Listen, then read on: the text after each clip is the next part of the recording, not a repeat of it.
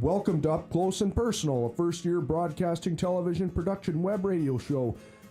This program is a collaboration between our on-air presentation and audio classes, allowing us the opportunity to create content with our recently learned skills. We hope you enjoy the show. Today's hosts are Justine Clark and Nikki Dixon.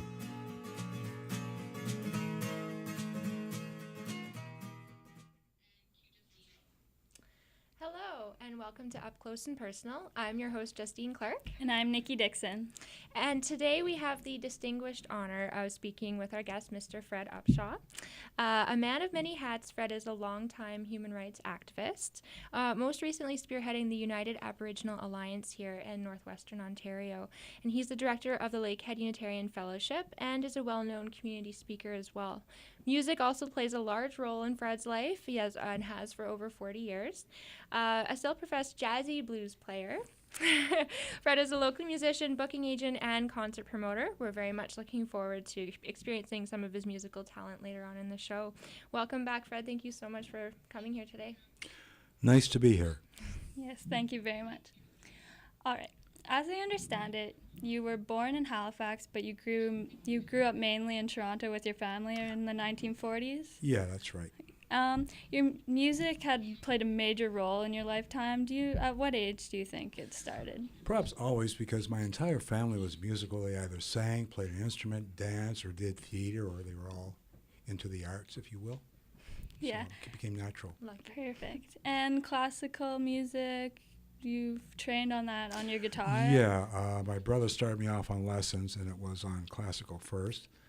And then, of course, as I became a teenager, rock and roll and all that sort of thing. And sounds good.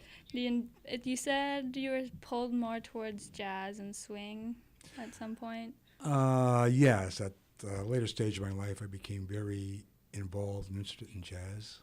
Perfect. Yes, yeah. You've mentioned before that your major musical inspiration at the time came from both classical and jazz influences. That's a very broad range to be coming from. How do you think early exposure to those genres influenced you in your style? Major league, because most prominent jazz players will tell you, especially keyboard players, that their basics came from classical. And my major influence was Barney Kessel, Wes Montgomery, and they were my major influence as far as playing guitar went. Perfect. Why were they your favorite? What's the style? I kind of, through that, I didn't try and copy their style. I kind of developed my own personal style, which is, any other musician will tell you, it's all me. Perfect. Yeah. That's how you should do it. Yeah. What was the roots music scene like in Canada in the 1950s? Can you describe the vibe for those of us who have never seen it for ourselves? In Toronto particularly, it was vibrant. There was the band, Robbie Robertson, Ronnie Hawkins, and I can't think, Thomas. Many well-known later artists, and it was just vibrant. And we had Yorkville, the folk movement. It was just great. Sounds like fun. Yeah. Yeah. You've had the privilege of playing with some interesting characters over the years, such as Doug Thompson. And I hear he's a blind piano and bass player. Can you tell me a little bit about him? He was an amazing individual. I mean, this man was born, they say you're born with a silver spoon. He was born with an instrument in his hand. I mean, he was amazing. He played bass, he played piano, he played sax, he sang, he did it all. He composed, he did it all. And he never let his blindness become a handicap to him. I mean, he used to get around Toronto like better than sightless or people with sight could. I mean, he just amazing individual. That's incredible. And you played with Billy Clarkson. Can you tell us a bit about him? Yes, Billy Clarkson was a jazz organist from actually St. Louis, Missouri. And he came to Canada, and that was the first group I played with. And I was amazed that he chose me because I certainly had no confidence in myself as a player then. But through development, we became a very good quartet, jazz organ quartet, and it was, I loved it. Yeah. Did you have good experiences with them? Good and bad. Could you tell us about the bad? No, I'll tell you about the good. Okay, we'll go for that. A good experience was I was very young at the time, probably 21, 22, and it was a great involvement. It was a lot of involvement for me to be on that on the stage professionally with all professional musicians, which they were, and I was just taken back by it all. And I learned so much from them all because they're all very great and sort of brought me along and looked at me as kind of their baby brother. That's good. So it was good. Perfect. You've mentioned before that the top 40 radio can be limiting in musical expressions for artists. Do you feel that pop music and top 40 culture has affected the blues, jazz, and roots music scene? To a point, but not enough to take from the real blues and jazz artists purist. I mean, they'll always be, There's not a large audience for that, but they'll just always be. Pop music, a lot of it has been very good. And a lot of it has been absolute, if you'll forgive the expression, crap. Mm-hmm. I can agree with that. Definitely. All right, can you tell me about the song Ball and Chain? I know it seems like a love song, that's for sure. Did you write for anyone in particular? Well, actually, I'm surprised because most people think Ball and Chain is about enslavement. But it really isn't. It is actually a love song. It's about this fellow. He's just so taken back with this lady that he meets. He just wants to be part of her life, and he doesn't have a lot to offer her. But what he does have, he's willing to share with her. So that's what it's about, sort of thing. And he just wants to be with her. So you didn't write it for someone in particular? No. Actually, I was just running through some chords and blah, blah, blah, and I said I should try and put lyrics to this, and that's how it came about. Yeah. And the title was the last thing. What am I going to call this thing? And I couldn't think of anything. I just, Ball and Chain. So. Yeah, I think love song more than this lyric. You mentioned your experiences at Melody Mill to be some of the most positive you had as a young musician because of all the musicians had a place to go and jam and riff off of each other's energy. I love the idea of blues nights, swing nights, and jazz nights. Do you think Thunder Bay could get a roots club going? I'm trying myself to get something like that going. I produce some concerts every other month or so called the Roots and Blues Sessions, and I'm hoping by the end of the year to have a new venue for that. I can't say any more about it because everything is still under wraps. So. All right, yeah. Perfect. We're going to go to a quick commercial break, and when we come back, Freddie Upshaw will be performing Ball and Chain. Great, thank you.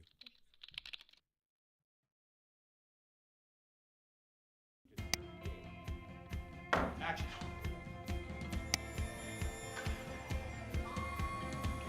You get a chance to try many different things, anything from editing to camera work to directing and producing.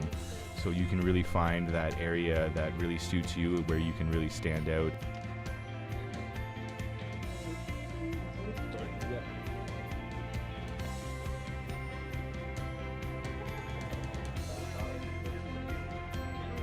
The staff is great. They've all been in the industry for countless years. They're really supportive, just the perfect people to guide you into the future of your career.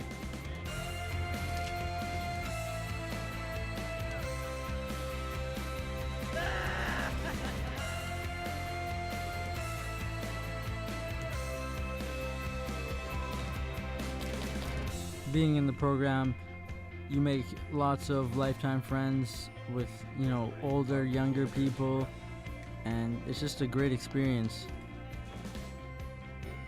Right from day one, you're pretty much hitting the ground running. You're given projects that you probably didn't think you'd be doing until the last semester, and really you're having a great time doing it. I've learned so much in this program, and I'm going to take a lot away from this.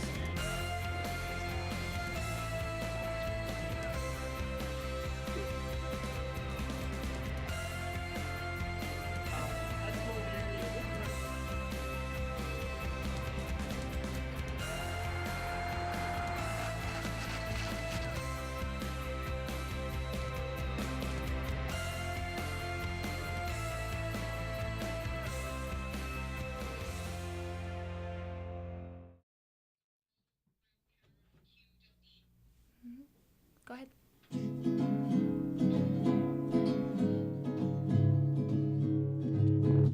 Gonna be a ball and chain and attach myself to you. I set a ball and chain and attach myself to you. Gonna get to you, babe, no matter what you do. Well, you walked into the room looking sweet and fine. I said you walked into that room looking so sweet and fine.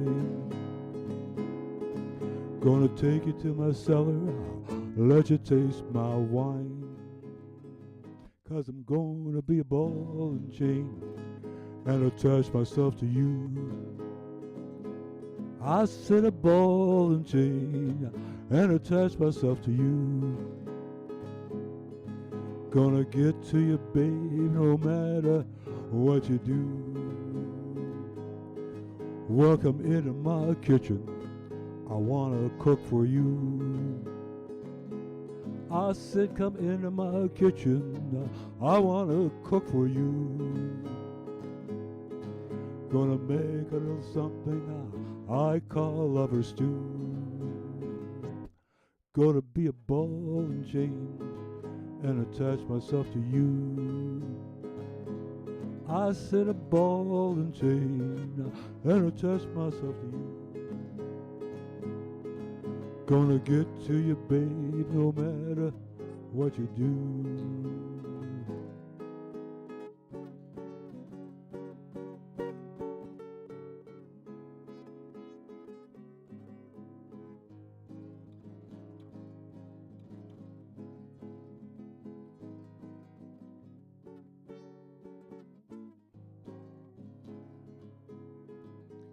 I'm like a hungry man searching for a bite.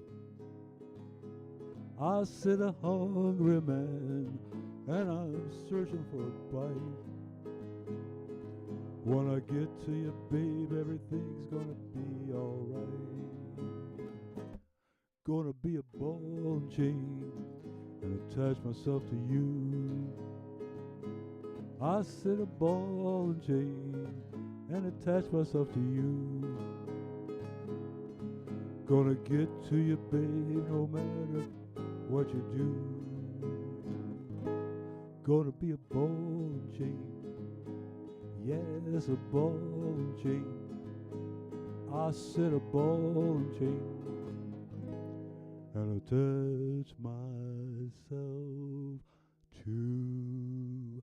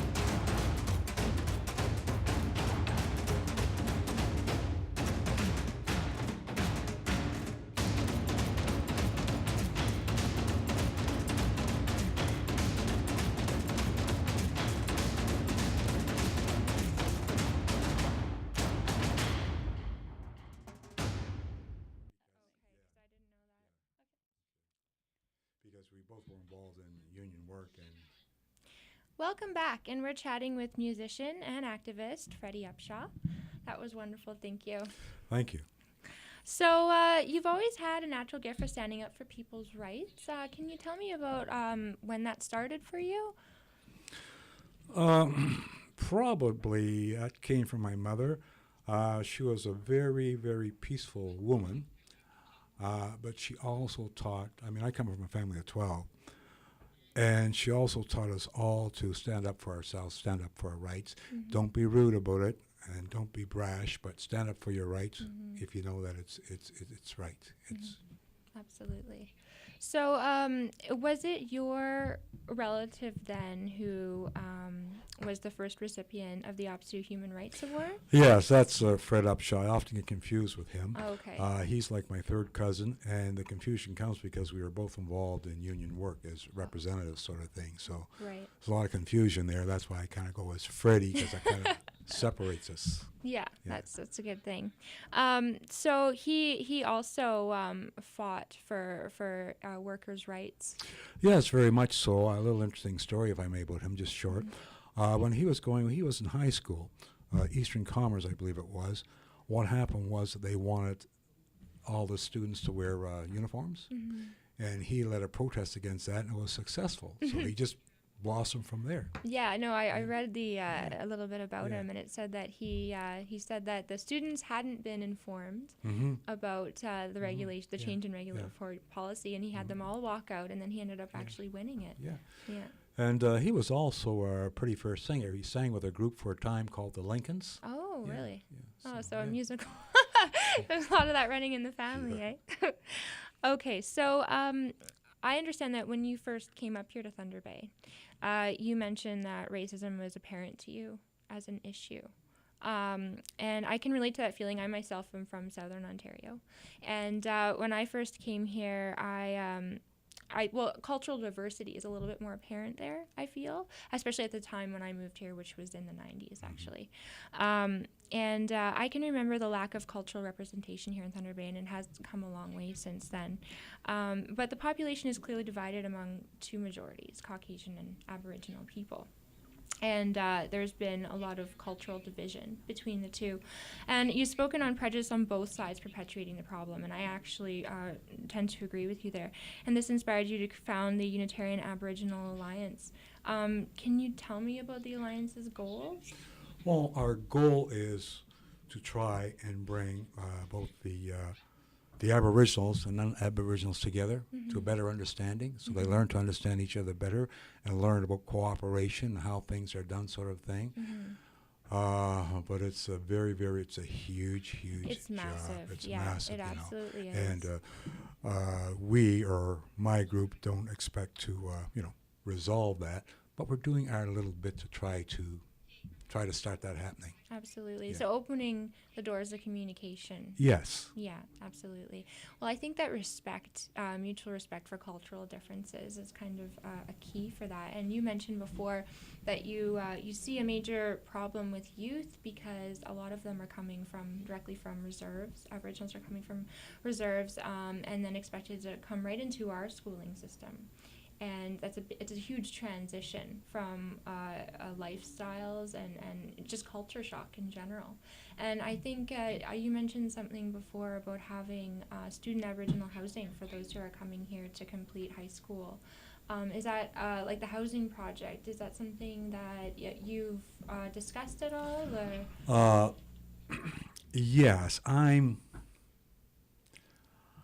not sure that's the way to go. Yeah. That's my personal thoughts. Okay. But of course, that's up to DFC and the Aboriginal community to decide that.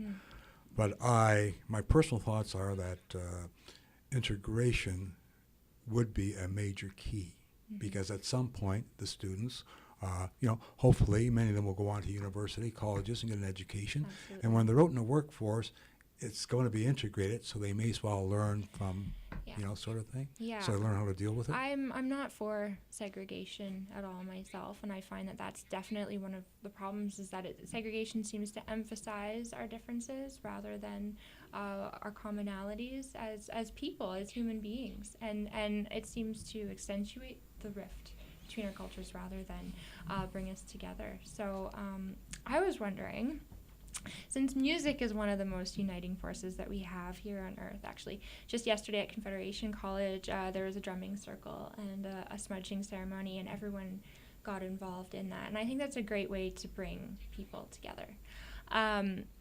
And I'm thinking perhaps like if we put on some kind of more music shows that incorporated different aspects of our cultures through music. You know, if we had an Aboriginal music represented, as well as, you know, roots and blues music and different Finlandia songs. Do you know what I'm saying? Like a cultural music festival here in Thunder Bay. I think that would be a good place to start to bring people together, celebrate our differences rather than look at them as, you know, something that's more of a conflict. Mm-hmm. Well, to me, music is food for the soul. And music is universal. You don't have to understand if someone's singing a song in a different language. You don't have to understand what they're saying to enjoy that particular type of music. Exactly. And through music, we can all find common ground. And to me, that's the way to go. It should be, I think, a combination of all different types of music. So if we were to have something like that, some sort of festival like that, that would show where everybody is from and how they present their music, that would be great. Yeah, like You a, know? yeah, like a global music festival. Yeah, I would Yeah, definitely yeah. go. Yeah, absolutely. We have so many different diverse cultures here in Thunder Bay, and I mean, a great way to represent them and enjoy them is through music. Oh, definitely. I like the food one. We do have that to a lesser extent when they have the, at the end of summer, what's that called? It's, yeah. The Italian festival? No, not no, that no, one no, no. This specifically. one, Like the multicultural festival? yeah, it's a multicultural thing, and there's, you know, we do have some of that, but it's probably not broad enough, you know, Yeah. or not, doesn't happen often enough, I should say. Yeah, absolutely. Should be a once a month kind of thing. Yeah. Well, you know, at least, you know, 2 or 3 times a year anyhow, to Yeah. have a really sort of a major thing, you know. I agree. And we have to get rid of the mentality of us and them. Yes. We need to lose that mentality. We're all us. Yes. That's exactly what it is. It's us, it's you and me, it's all of us. So very quickly, we're just going to cut to a commercial soon, but can you tell us about Bad Luck Stranger, the song that you've been working on? Bad Luck Stranger is actually a revision of a very old blues song, okay, that was written in typical blues fashion. But I wanted to get away from that. I wanted to make it kind of a little more dramatic, add some minor keys to it. And I've used many of the words that are in that song, but it has a whole different approach. For instance, if you heard the original song or heard my version of it, you'd never know they were combined, except if you listen closely to the words. But I really like it. As a matter of fact, I'm hoping it will be my signature tune. Oh, Yeah. well, I'm excited to hear Yeah. it. We're going to cut to a quick commercial, and when we come back, we're going to hear Bad Luck Stranger with Freddie Upton. Or Thank you. Upshaw, thank you.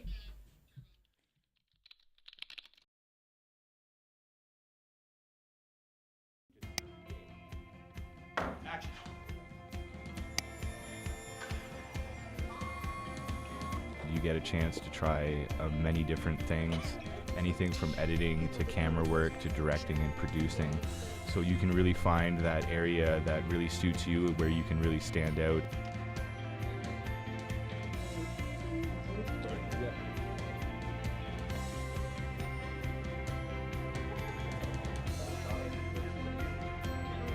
The staff is great. They've all been in the industry for countless years.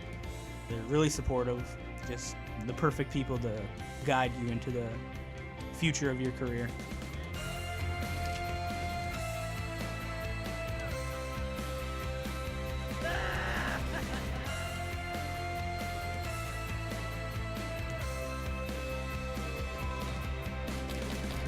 Being in the program, you make lots of lifetime friends with, you know, older, younger people, and it's just a great experience. Right from day one, you're pretty much hitting the ground running. You're given projects that you probably didn't think you'd be doing until the last semester, and really you're having a great time doing it. I've learned so much in this program, and I'm going to take a lot away from this.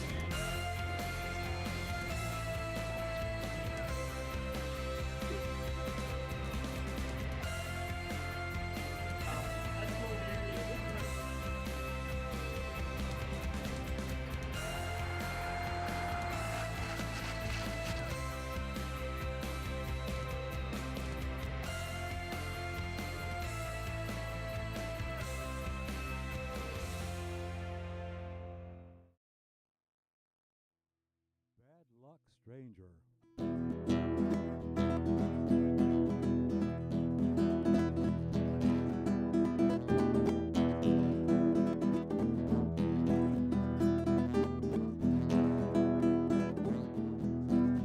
Down the road came a bad luck stranger. Boy, he was all day in misery. He was knocked out loaded. He was singing this song to me. When I had plenty of money, Lord, I had a friend in every town. Now I ain't got no more money, and my best friend just turned me down. Well, give me water when I'm thirsty, or a mighty good drink when I'm dry. Give me green grass when I'm tired. Give me heaven when I die.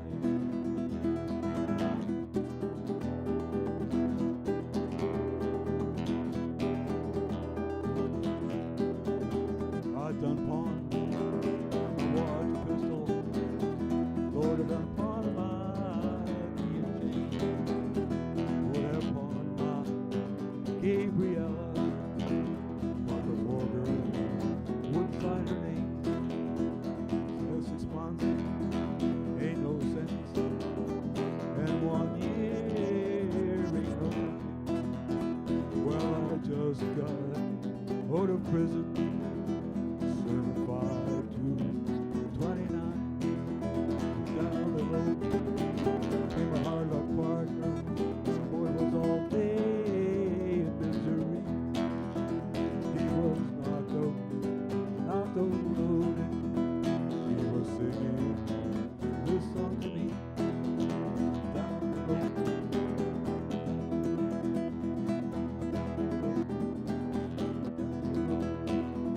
Well, when I had plenty of money, Lord, I had a friend in every town. Now I ain't got no more money, and my best friend just turned me down. Give me water when I'm thirsty, nobody could drink when I'm dry. Give me green grass when I'm tired. Give me heaven when I die. Oh, mister, oh, please, mister, can you help me? Yeah, get something to eat.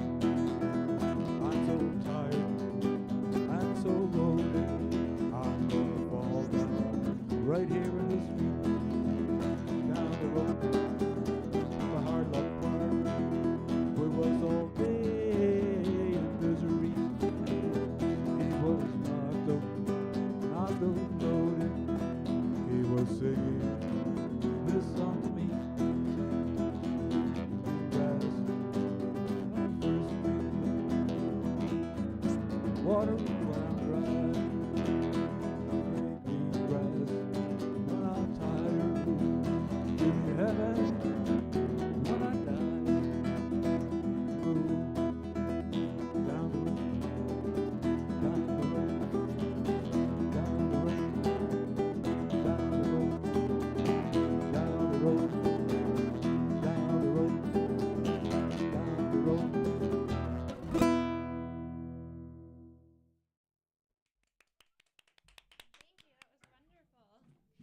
So we don't have very much time left in our show today. Very quickly, I know that you have an upcoming performance in downtown PA. Can you tell us where that's going to be? Actually, it's a rehearsal. It's a rehearsal. Oh, yeah, the upcoming performance, pardon me, yeah. That will be at Gargoyles with my band called Gravel Road, and that will be April the 5th, which is a Saturday at 9 p.m. Wonderful. Okay. So on behalf of the Broadcast Television Production Program, thank you so much, Freddie, for taking the time to be with us here today. It's been a blast. Thank you for having me. Much appreciated. Good. So that's all for our show today. I'm Justine Clark. And I'm Nikki Dixon. And this has been Up Close and Personal.